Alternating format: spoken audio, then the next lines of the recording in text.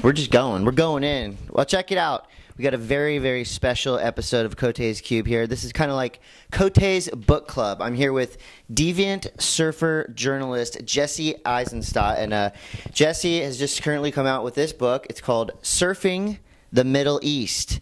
We're going to get the whole story behind this book. From what I've read of it, I'm about a quarter of the way through. So I've been studying up, but from what I've read, it's an exciting tale.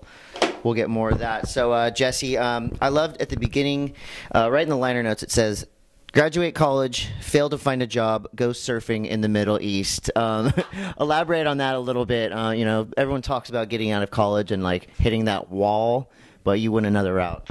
Yeah, you know, it's I graduated in May 2009 from USD, actually, down here in San Diego, and I couldn't find a job.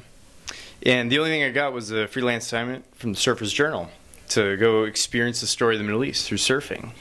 And, you know, I always saw surfing as sort of a protest sport in its own way. You know, back in the 60s, there was guys protesting conformity, and I thought it'd be interesting to see what I can do and maybe extend that into my generation. I like it. Now, Israel, Lebanon, you know, the conflict that's been going on forever and never seems to, you know, be getting any better.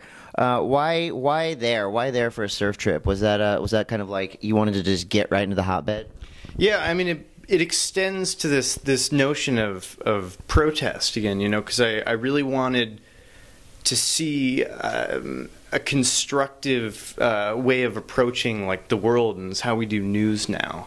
And I thought that I really wanted to see if I could tackle that, and then through something like we could relate to, which is surfing, right? And I was like, okay, let's see if we can really make a constructive, a humanizing, a fun, like I actually know something at the end of it kind of read, and do it in the Middle East, which seems to be in the news daily. So that was sort of what I set out to do.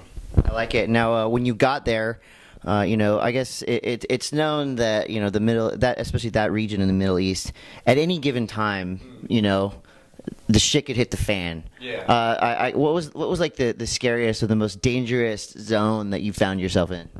Yeah, well, the two kind of hairiest things that happened were I was covering a protest on the West Bank with some journalist friends, and, you know, we're in flak jackets and you know, bulletproof thises and that's, and, you know, the protest starts getting more and more crazy, and then all of a sudden these like plumes of tear gas just come raining down, and I just remember like cheek resting on the asphalt just with this gas all over, like just all the glands in overdrive, and you're just thinking like, man, like, what am I doing here? I saw there's a great photo in the book. I was going to actually say you got gassed. In the book, it shows your face and obviously in a lot of pain. You know, and when you're reading the book, it feels like, you know, what I'm kind of getting from it is, you know, you have the war zone, the gassings, and the protesting.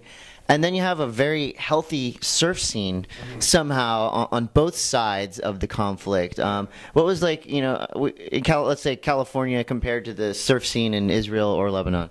Well, in Israel, there's thought to be about 15,000 surfers, and, you know, everyone's pretty cool. It's like California before the crowds. It's wind swelly, you know, in the Mediterranean, but it can get good.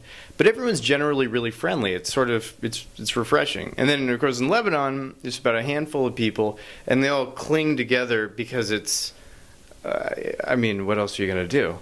But there's just this really a new sense of edge out there, because you look on the shore when you're out in the sea and you just realize that, like, you know, you could use the Bible as the travel guide here. I mean, this is how old and dated this land is, and these places and all these epic things that you just couldn't even relate to here in California. It's just hundreds of years. Yeah, we have a surf shop on the beach, and they have like, you know, these holy sites. Yeah, like the Cave of Elijah is just like right up the way, and it is just sort of a new edge or layer to the sport of surfing. So it was incredible. I love it. Well, you guys can find out more in this book. I want to talk about the writing process. You know, it's cool that you went over there for a piece. You know, the Surfer's Journal, the best surf magazine in the world, in my opinion. You went over there for a piece, and a book came out of it. For you, what was the writing process like? Did this thing just spill out, or did it take quite a while?